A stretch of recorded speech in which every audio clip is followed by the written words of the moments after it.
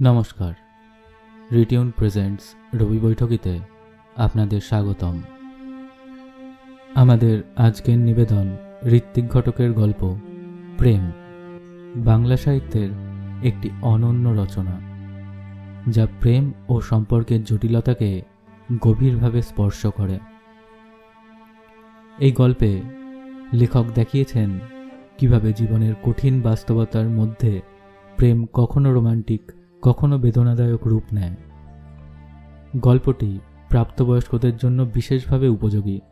প্রেম শুধু দুই মানুষের সম্পর্কের কথা বলে না, এটি সমাজ, পরিবার এবং মানুষের অন্তর্গত আবেগগুলোর প্রতিফলন।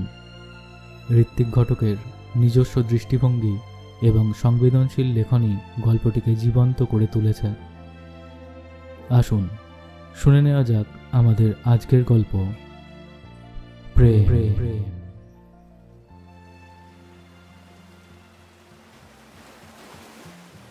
সে এলো। সামনের তমাল গাছটা ঝোড়ো বাতাসে দৈত্যের মতো মাথা ঝাঁকাচ্ছিল, আর সুপুরি গাছটা মাটির ওপরে আচারি পিচারি খাচ্ছিল। পদ্মা, শীতে পদ্মার সমস্ত বালুকণা উঠে এসে নাক, চোখ, কান বন্ধ করবার উপক্রম করেছে। শব্দ, সে যে কি অপূর্ব! হাওয়ারও যে একটা নিজস্ব চরিত্র আছে, এটা পদ্মা পাড়ে বসে একা চাঁদ জ্যোৎস্নায় অনুভব না করলে বোঝা যায় না।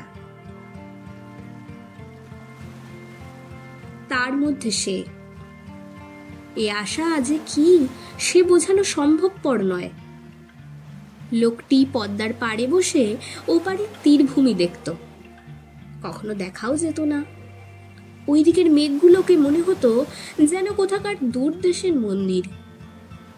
শাক ঘন্টার শব্দ শুনতে পেত, ধূপের গন্ধ নাকে লাগতো। সে তন্ময় হয়ে যেত।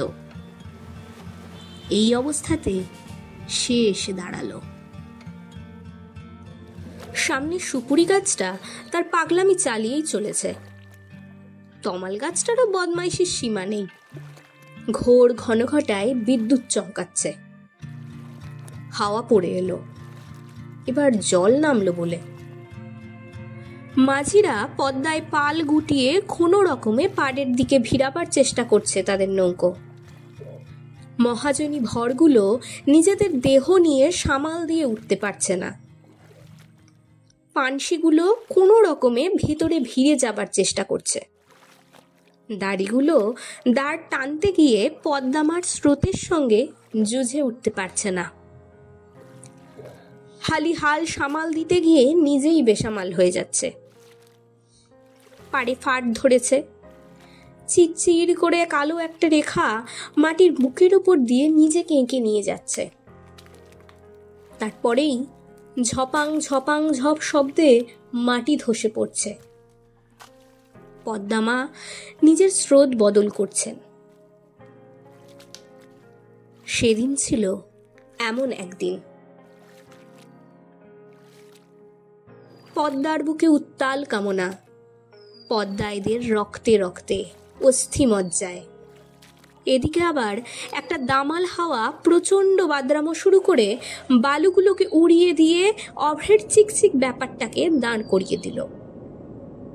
তখনও তমাল গাছটা গন্ডগোল করছেই, আর সুপুরি গাছটা আছাড়ি বিচারি খাচ্ছে।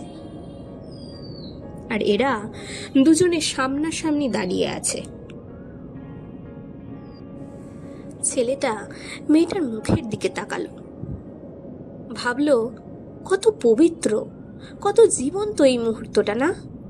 এই যে উদার পদ্মার পাড়, হাওয়া, এ তো সবই প্রকৃতির অবদান। এটা এ মুহূর্তে, এটা তো পরের মুহূর্তে আর থাকবে না, না?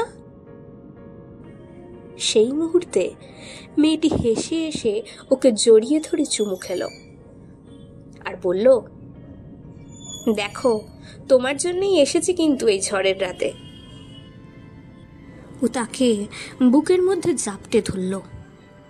তারপরে মেয়েটি নিজের সুগন্ধি চুলগুলো দিয়ে মেয়েটিরই গলা পেঁচিয়ে ধরল এবং মেয়েটাকে মেরে ফেলল।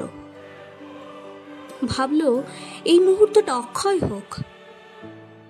এরপরে কোনো দিন এও তো বুড়ো হয়ে যাবে, আমারও জীবনে বিভিন্ন ঘটনা আসবে, কিন্তু অক্ষয় অব্যয় এই মুহূর্তটি আর কোনো দিন জীবনে ফিরবে না। এই স্মৃতিটুকুকে তো আর মলিন হতে দেওয়া যায় না। না, ও মেয়েটির দিকে অবাক চোখে তাকিয়ে রইল। বাইরে তমাল আর সুপুরি গাছ দাপাদাপি করছেই।